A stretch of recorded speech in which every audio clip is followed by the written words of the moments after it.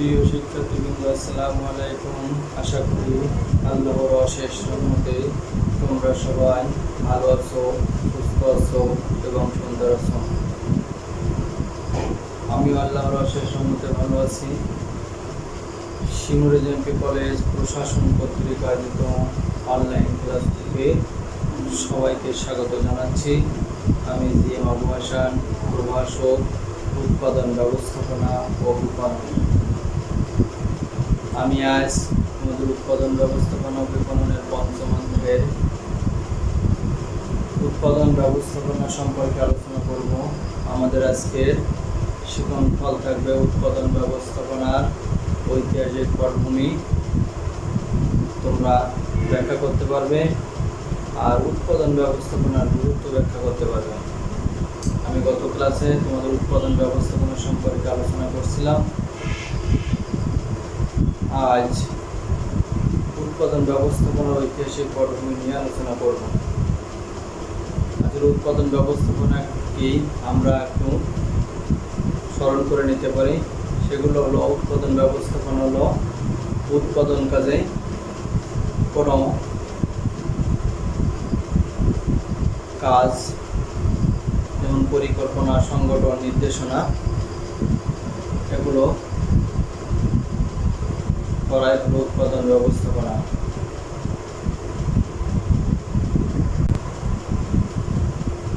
অর্থাৎ উৎপাদন ব্যবস্থাপনা হলো সেই সকল কার্যক্রম যা পণ্য ও সেবা উৎপাদন কাজে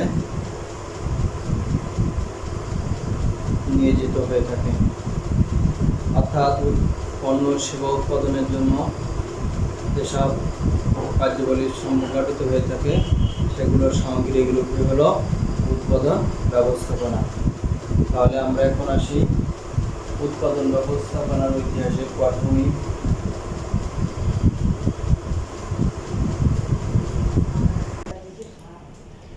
মানব সভ্যতার উন্নয়নের সাথে সাথে বিভিন্ন বিবর্তনের মাধ্যমে আজ উৎপাদন ব্যবস্থাপনা এ পর্যায়ে পৌঁছেছে। দ্বিতীয় বিশ্বযুদ্ধ শুরু থেকে উৎপাদন ব্যবস্থাপনার আজকে এই পর্যায়ে পৌঁছাইছে। তিনটি স্তরে অতিক্রম করে আজ উৎপাদন ব্যবস্থাপনার বর্তমান অবস্থা। আমাদের প্রথম ছিল শিল্প বিপ্লব যুগ, যেটা শুরু হয়েছিল 1750 থেকে 1850।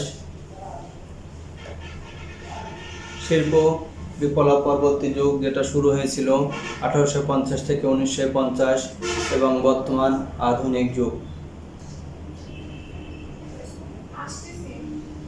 শিল্প বিপ্লবের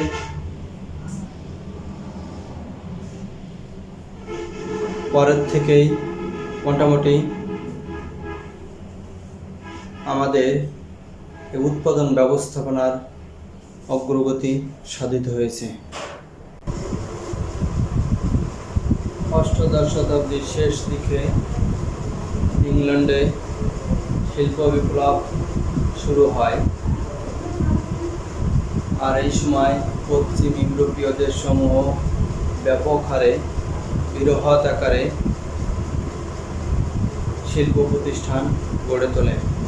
আর এইসব শিল্প প্রতিষ্ঠান গড়ে তোলার জন্য ব্যাপক জটিলতা দেখা দেয়, যার পরিপ্রেক্ষিতে এইসব জটিলতা নিরসনের জন্য বিভিন্ন কলাকৌশল এবং বিভিন্ন পদ্ধতি অবলম্বন করে তাদের এই শিল্প প্রতিষ্ঠান গড়ে তোলে।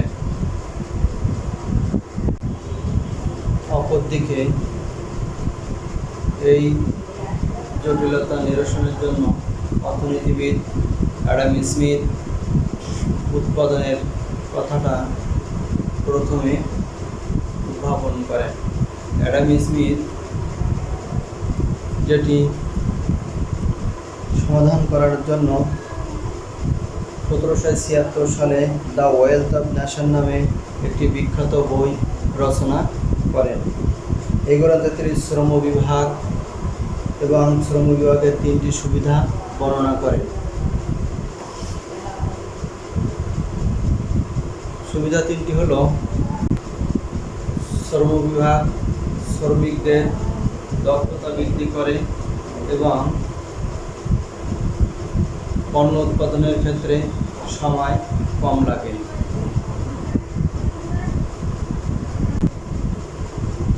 এছাড়া 3 নম্বরে হলো যন্ত্রপাতি উৎপাদনে শ্রমিকরা তাদের দক্ষতাটাকে কাজে লাগাতে পারে। অ্যাডাম স্মিথের অনেক পরে অর্থাৎ 1832 সালে ইংরেজ লেখক চার্লস ব্যাবেজ উৎপাদন ব্যবস্থাপনার নতুন ব্যবস্থার উদ্ভাবন করেন। তিনি অ্যাডাম স্মিথের দেওয়া শ্রম বিভাগকে গুরুত্ব দিয়ে তাদের দক্ষতা অনুযায়ী শ্রমিকদের মজুরি ও বেতন নির্ধারণ করেন। তাহলে আমাদের প্রথমত শিল্প বিপ্লব যুগ 1750 সালে থেকে 1850 সালে যে বৃহদায়তন উৎপাদন কেন্দ্র পশ্চিমা ইউরোপীয় অঞ্চলে গড়ে উঠেছিল এবং এগুলো গড়ে তোলার ক্ষেত্রে যেসব ব্যবস্থা বা সমস্যার সম্মুখীন হয়েছিল সেগুলো প্রথমে অ্যাডাম স্মিথ তার সমস্যার সমাধানকল্পে একটা বই রচনা করেছিল। পরবর্তীতে অ্যাডাম স্মিথের অনেক পরে অর্থাৎ 1832 সালে চার্লস ব্যাবেজ অ্যাডাম স্মিথের অনুযায়ী সেই শ্রমিকদের গুরুত্ব দিয়ে শ্রম বিভাগটাকে গুরুত্ব দিয়ে শ্রমিকদের দক্ষতা অনুযায়ী তাদের বেতন ও মজুরি নির্ধারণ করে। এটাই ছিল শিল্প বিপ্লবের যুগ। শিল্প বিপ্লবের পরবর্তী যুগ শুরু হয় 1850 থেকে এবং সেটা শেষ হয় 1950 পর্যন্ত।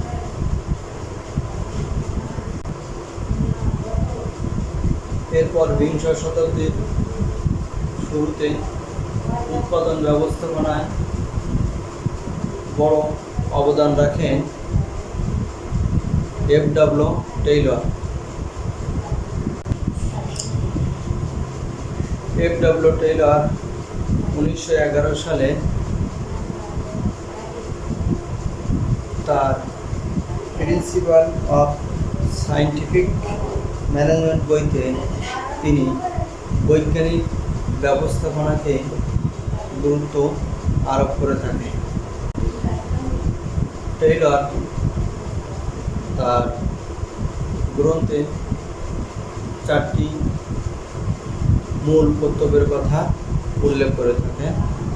সেই 4টি কর্তব্যের ভিতরে প্রথমটা ছিল পুরাতন টিপসই নীতির পরিবর্তে বিজ্ঞানসম্মত পদ্ধতি অনুসরণ করা 1 নম্বরে। 2 নম্বরে ছিল বৈজ্ঞানিক পদ্ধতিতে শ্রমিক সংগ্রহ, নিয়োগ, প্রশিক্ষণ, নিয়োগদান। 3 নম্বরে ছিল ব্যবস্থাপনা ও শ্রমিকদের মধ্যে আন্তরিক সহযোগিতা, সম্পর্ক উন্নয়ন এবং 4র্থ নম্বর ব্যবস্থাপনা ও শ্রমিকদের মধ্যে সমানভাবে মানবন্টন উৎপাদন বৃদ্ধি করবে। এই 4টা গুরুত্বের কথা এফ.ডব্লিউ. টেইলর উল্লেখ করেছেন। এফ.ডব্লিউ. টেইলরের এই 4টি গুরুত্বের কথা আজও বিভিন্ন উৎপাদনকারী প্রতিষ্ঠানের মধ্যে বিদ্যমান আছে। অর্থাৎ কোনো প্রতিষ্ঠানের উন্নয়নকল্পে বৈজ্ঞানিক চিন্তা চেতনার ভিতরে এফ.ডব্লিউ. টেইলরের থিওরিটা অধিক যুক্তিযুক্ত বলে মনে করছেন। এরপর আমরা দেখব আধুনিক যুগ। দ্বিতীয় বিশ্বযুদ্ধের পর থেকে আধুনিক যুগ শুরু হয়েছে, আর এ সময় উৎপাদন ব্যবস্থাপনায় দারুণ অগ্রগতি সাধিত হয়েছে।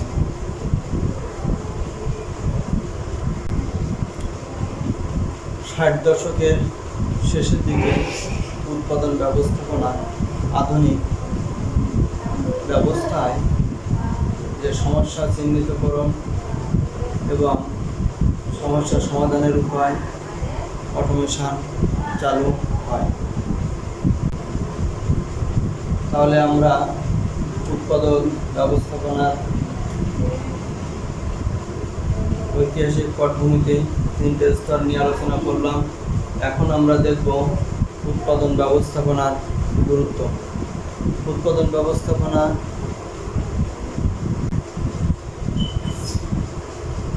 প্রতিযোগিতামূলক বাজারজাতকরণ ব্যবস্থায় টিকে থাকার জন্য উৎপাদন ব্যবস্থাপনার গুরুত্ব অপরিসীম। আমরা যদি ক্রেতার চাহিদা অনুযায়ী পণ্য উৎপাদন করতে না পারি, পণ্যের মান যদি সুন্দর না হয় কিংবা প্রতিযোগী পণ্যের তুলনায় মান ব্যবস্থাপনা নিম্ন হয়, তাহলে সেই প্রতিষ্ঠান কখনো টিকে থাকতে পারে না এবং তার কাঙ্ক্ষিত লক্ষ্যে অর্জন করা সম্ভব হয় না। তাই পণ্য উৎপাদনের ক্ষেত্রে মান ব্যবস্থাপনা, মান নিয়ন্ত্রণ, ব্যয় হ্রাস সবই উৎপাদন ব্যবস্থাপনার অন্তর্গত। আর এইসব কাজে গুরুত্বপূর্ণ ভূমিকা পালন করে থাকে উৎপাদন ব্যবস্থাপনা। নিম্নে আমরা উৎপাদন ব্যবস্থাপনার কয়েকটা পয়েন্ট লিখছি। প্রথমটা ছিল আমাদের উৎপাদন পরিকল্পনা, উৎপাদন নিয়ন্ত্রণ, মান নিয়ন্ত্রণ, পদ্ধতি বিশ্লেষণ, মজুত নিয়ন্ত্রণ, কারখানার বিন্যাস ও মালামাল স্থানান্তর, উৎপাদন সমস্যা মোকাবেলা ও সর্বশেষ গবেষণা। আমরা আমাদের প্রথম পয়েন্টে লিখছিলাম যে উৎপাদন পরিকল্পনা। উৎপাদন পরিকল্পনা কখন, কোথায় কী পণ্য উৎপাদন করতে হবে তা আগে থেকে পরিকল্পনা করতে হয়। পণ্যের চাহিদা অনুযায়ী যদি আমরা পণ্য উৎপাদন করতে না পারি, তাহলে আমাদের উৎপাদিত পণ্য অবহেলিত অবস্থায় পড়ে থাকবে। সেক্ষেত্রে প্রতিষ্ঠান তার নির্দিষ্ট লক্ষ্যে পৌঁছাইতে পারবে না।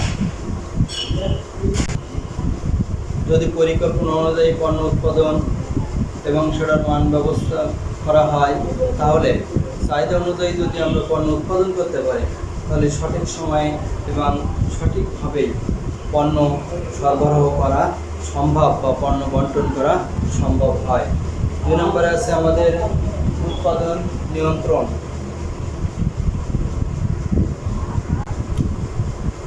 উৎপাদন পরিকল্পনার পর পরিকল্পনা অনুযায়ী পণ্য উৎপাদন হচ্ছে কিনা সেজন্য নির্দেশনা দান এবং এই নির্দেশ অনুযায়ী কার্য পরিচালিত হচ্ছে কিনা, এই সবগুলোই আমাদেরকে উৎপাদন ব্যবস্থাপনায় করে থাকে।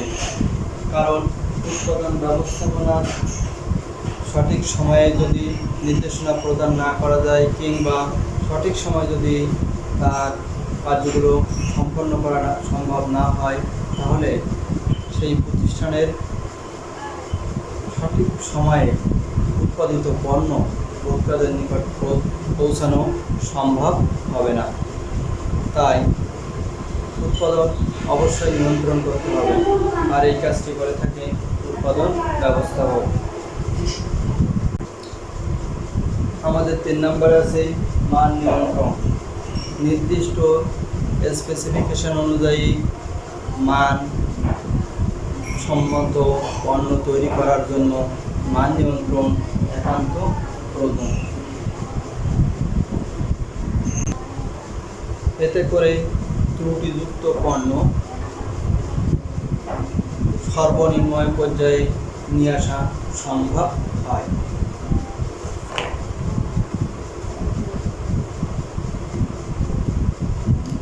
উৎপাদন ব্যবস্থাপনায় এই মান নিয়ন্ত্রণ কাজটি সঠিকভাবে করে থাকে। 4 নম্বর আমাদের সূত্র আছে পদ্ধতি বিশ্লেষণ। কোন পদ্ধতিতে কী রূপে পণ্য উৎপাদন করা হবে সেটা পরিকল্পনা আগে থেকে করা হয় এবং এই পদ্ধতিটা বিশ্লেষণ করার কারণ হলো যদি কোনো পদ্ধতিতে আমরা উৎপাদন পরিমাণ বাড়াতে না পারি তাহলে পণ্যটি সঠিকভাবে উৎপাদন করা সম্ভব হবে না। কোন পদ্ধতিতে পণ্যটি সর্বনিম্ন ব্যয়ে উৎপাদন করা সম্ভব সেটি আমাদের বিশ্লেষণ করে বাহির করতে হবে। অর্থাৎ যে পদ্ধতিতে আমাদের উৎপাদন ব্যয় সর্বনিম্ন হবে সেই পদ্ধতিটাই আমরা অ্যাপ্লাই করতে পারি এবং তার মাধ্যমে পণ্য উৎপাদন করলে সেটার মান বজায় থাকবে এবং সর্বোচ্চ পণ্য উৎপাদন করা সম্ভব হবে। মজুদ নিয়ন্ত্রণ।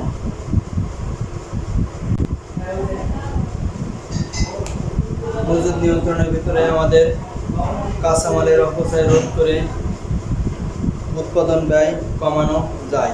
উৎপাদন ব্যবস্থাপক মিতব্যয়ী ফরমাইশ গ্রহণ, মিতব্যয়ী উৎপাদন পরিমাণ, কোনো ফরমাইশের স্থান নির্ধারণ এবং একে অপ্রয়োজনে চেয়ে কম বা বেশি মজুদ এড়ানো সম্ভব হয়। আমাদের 6 নম্বর কারখানার বিনাশ ও মালামাল স্থানান্তর। কারখানার বিনাশ ও মালামাল স্থানান্তরের ভিতরে কারখানার অভ্যন্তরে যন্ত্রপাতি মালামাল এমনভাবে সাজাতে হবে যেন শ্রমিক কর্মীরা সহজেই তাদের কাজগুলো করতে পারে এবং সেগুলো তারা যথাসময়ে সুন্দর করে কাজ করার জন্য কারখানার ভিতরে পণ্যটাকে সুন্দর করে সাজিয়ে রাখাই হলো কারখানা বিনাশ ও মালামাল স্থানান্তর। আমাদের উৎপাদন সমস্যা মোকাবেলা, উৎপাদন ব্যবস্থাপনা পরিকল্পনা অনুযায়ী পণ্য উৎপাদন হচ্ছে কিনা এবং পণ্য উৎপাদনে যদি কোনো ত্রুটি দেখা যায় সেটি চিহ্নিত করা এবং সেই সমস্যার সমাধানের জন্য তাদের নির্দেশ দান করা এবং সমস্যার সমাধানের উপায় খুঁজে বের করে সেটা প্রয়োগ করা, এটা উৎপাদন ব্যবস্থাপনার অগ্রণী ভূমিকা পালন করে থাকে। পরিশেষে গবেষণা। একজন ব্যবস্থাপক পণ্য বা সেবা উৎপাদনের ক্ষেত্রে বিভিন্ন রকম ভূমিকা পালন করে থাকে। যেমন কোনো পণ্য উৎপাদনের জন্য কি পণ্য উৎপাদন করবে, তার মান কি হবে, তার পরিমাণ কতটুকু এবং ভোক্তারা কোন কোয়ালিটির পণ্যগুলো পছন্দ করে সেগুলোর উপরেই একজন ব্যবস্থাপককে গবেষণা করতে হয় এবং তার পারিপার্শ্বিক অবস্থার ভিত্তিতেও বিভিন্ন গবেষণা করে তারপরে পণ্য উৎপাদন করতে হয়। তা না হলে পণ্য উৎপাদন করার পরিপ্রেক্ষিতে সেই প্রতিষ্ঠান কখনো টিকে থাকতে পারে না।